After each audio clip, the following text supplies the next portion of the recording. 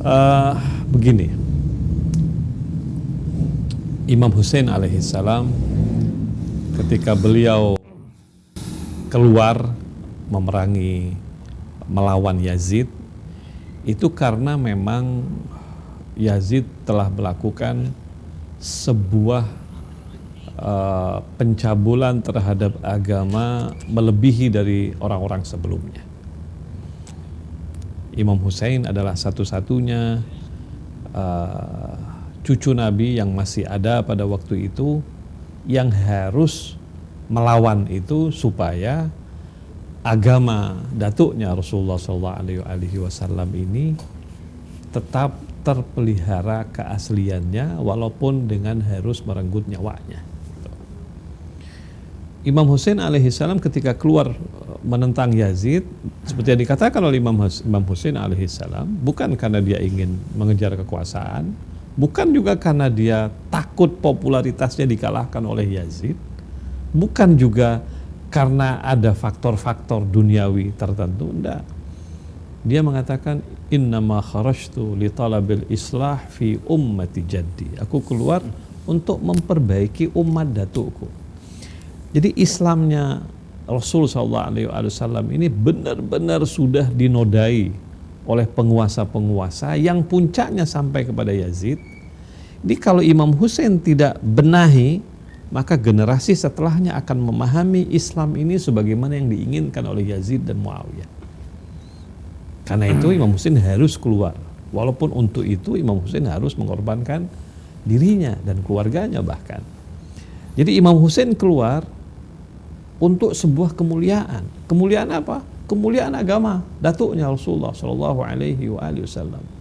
Kan Imam Hussein selalu berkata itu, saya keluar ke Karbala ini bukan karena ingin kekuasaan, bukan karena ada sebuah motif-motif dunia, tapi karena ingin betul-betul memperbaiki agama umat datukku Muhammad SAW.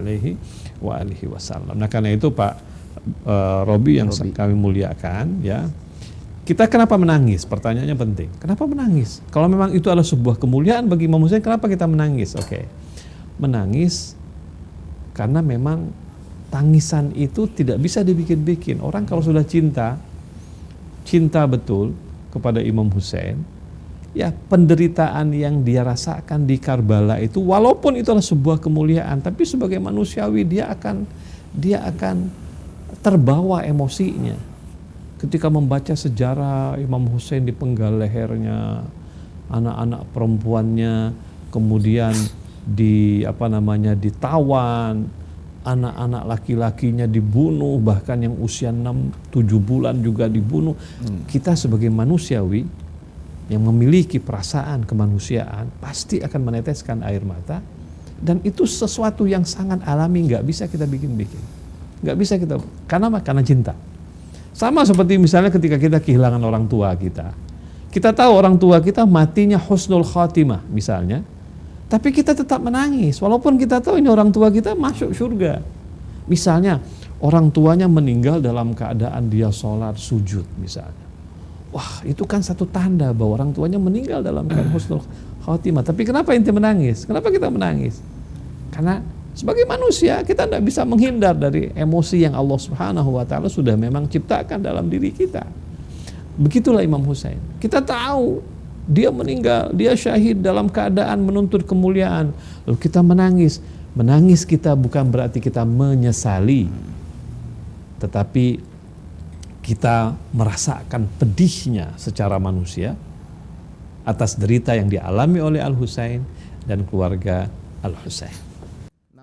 Apalagi tangisnya untuk Imam Hussein itu sebuah kekuatan spiritualitas yang luar biasa yang kemudian akan menghancurkan orang-orang yang zalim yang ingin melakukan hal seperti itu lagi pada masa-masa berikutnya.